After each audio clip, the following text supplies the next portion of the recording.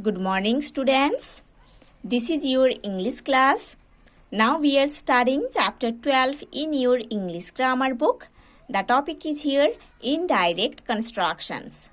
Students, in the previous classes, we have already studied part 1 to part 3 of this chapter.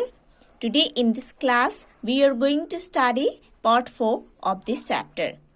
So students, let's open page number 66 in your English grammar book and start read from here, reporting questions.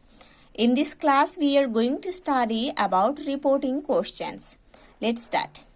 While changing a question into the indirect speech, the reporting verb is changed into ask, inquire, in the bracket inquire, or demand. The preposition of is used with inquire and demand. जब एक question को indirect speech में transfer किया जाता है तब reporting verb ask, inquire और demand में चेंज हो जाता है. मतलब जब एक क्वेश्चन को इनडायरेक्ट स्पीच में ट्रांसफर किया जाता है मीन्स जब एक क्वेश्चन को डायरेक्ट स्पीच से इनडायरेक्ट स्पीच में ट्रांसफर किया जाता है तब रिपोर्टिंग वर्ब में आस्क यूज हो सकता है, इंक्वायर यूज हो सकता है, डिमांड यूज हो सकता है. ठीक है. और ये जो रिपोर्टिंग वर्ब है ना, इंक्वायर, डिमांड है ना, ऐसे रिपोर्टिंग वर्ब के साथ प्रीपोजिशन ऑफ यूज होता है. ठीक है. ये रिपोर्टिंग वर्ब इंक्वायर, डिमांड, इसके साथ प्रीपोजिशन ऑफ यूज होता है इनडायरेक्ट स्पीच में. Okay. Again I am telling, जब एक क्वेश्चन को डायरेक्ट स्पीच से इनडायरेक्ट स्पीच में ट्रांसफर किया जाता है तब रिपोर्टिंग वर्ब में आस्क यूज हो सकता है, इंक्वायर यूज हो सकता है या डिमांड यूज हो सकता है. ये जो रिपोर्टिंग वर्ब है इंक्वायर, डिमांड, इसके साथ प्रीपोजिशन ऑफ यूज होता है. For example we can see here, she demanded of me where I was going. ठीक है. देखो ये एक इनडायरेक्ट स्पीच का एग्जाम्पल है जहां पर हम देखे हैं रिपोर्टिंग वर्ब के प्लेस में डिमांडेड यूज हुआ है. ठीक है. और हम पढ़े हैं डिमांड के साथ प्रीपोजिशन ऑफ यूज होता है ना. सो इधर डिमांडेड के साथ प्रीपोजिशन ऑफ यूज हुई है इनडायरेक्ट स्पीच में. ठीक है.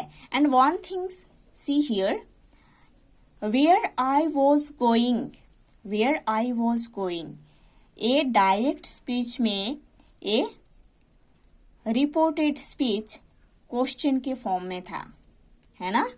डायरेक्ट स्पीच में ए रिपोर्टेड स्पीच क्वेश्चन के फॉर्म में था. मतलब इस सेंटेंस के एंडिंग में एक क्वेश्चन मार्क था, है ना.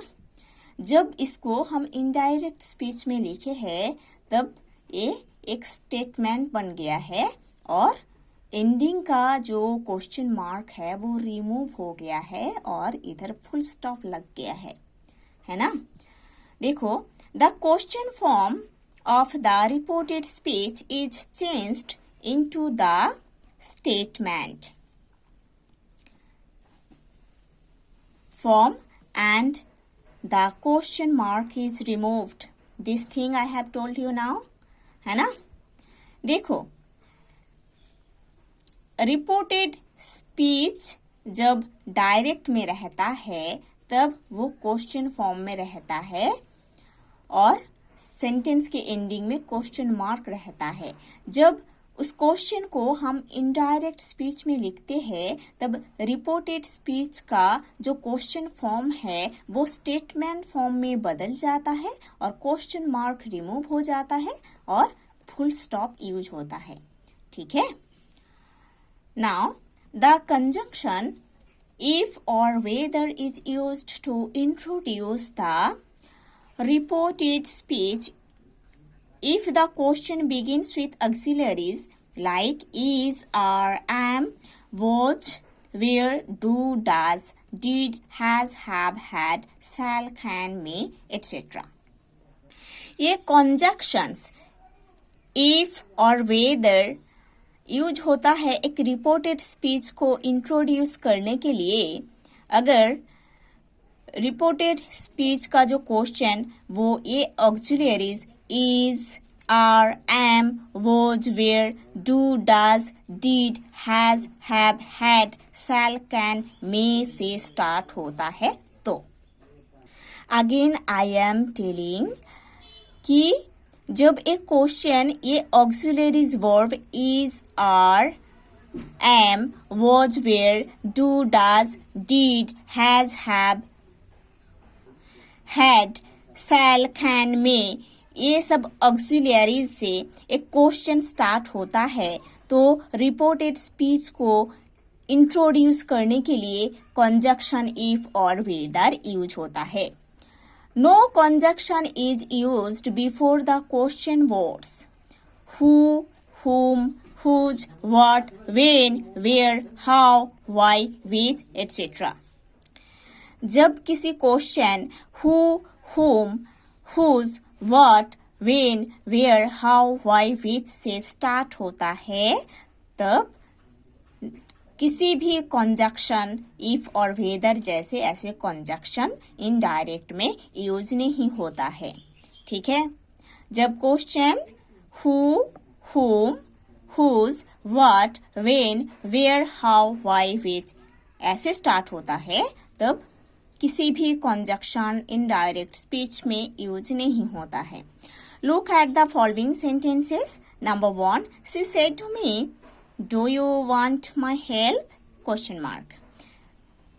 रिपोर्टेड स्पीच इधर क्वेश्चन है। ठीक है, सो जब इसको हम इनडायरेक्ट में लिखेंगे तब ऐसे लिखेंगे, She asked me if I wanted her help. ठीक है, देखो हम पढ़े हैं कि जब एक क्वेश्चन ऑक्सिलरीज जैसे डू से स्टार्ट होगा तब हमको रिपोर्टेड स्पीच को इंट्रोड्यूस करने के लिए इफ कंजक्शन का यूज करना होगा। इधर ऐसे हुआ है, सी आस्क्ड है ना, इधर हम आस्क्ड यूज किए हैं रिपोर्टिंग वर्ब के प्लेस में जैसे हम इधर पढ़े थे। देन इफ कंजक्शन को यूज किए हैं इस रिपोर्टेड स्पीच को इंट्रोड्यूस करने के लिए, और ये रिपोर्टेड स्पीच का जो क्वेश्चन फॉर्म डायरेक्ट में था ये इनडायरेक्ट में स्टेटमेंट फॉर्म में बदल गया है और क्वेश्चन मार्क रिमूव होकर फुल स्टॉप यूज हुआ है। ठीक है, like this number 2 example is given also. Number 3 example see, he said to the old beggar, what do you want? Question mark. ये जो रिपोर्टेड स्पीच है ये एक क्वेश्चन है, इसको जब हम इनडायरेक्ट में लिखेंगे ऐसे लिखेंगे, he asked the old beggar what he wanted. हम पढ़े हैं कि जब रिपोर्टेड स्पीच में क्वेश्चन WH वर्ड से दिया जाएगा, है ना, जैसे कि what हम पढ़े थे इधर, ऐसे WH वर्ड से स्टार्ट होगा जब रिपोर्टेड स्पीच का क्वेश्चन, तब हम किसी भी कंजक्शन लाइक इफ, वेदर ऐसे कंजक्शन को यूज नहीं करेंगे रिपोर्टेड स्पीच को इंट्रोड्यूस करने के लिए, है ना। तो इसीलिए इधर ऐसे लिखा गया है, he asked the old beggar. Then हम किसी भी कंजक्शन यूज नहीं किए हैं बीच में इस रिपोर्टेड स्पीच को इंट्रोड्यूस करने के लिए। हम डायरेक्ट लिखे हैं what he wanted, statement form में हम लिखे हैं, क्वेश्चन फॉर्म बदल गया है, स्टेटमेंट फॉर्म में हम लिखे हैं, क्वेश्चन मार्क रिमूव हो गया है इनडायरेक्ट में, फुल स्टॉप जुड़ गया है। Like this all examples are given students, you have to study properly, then you will understand. Okay, in the next class we will study the next part of this chapter.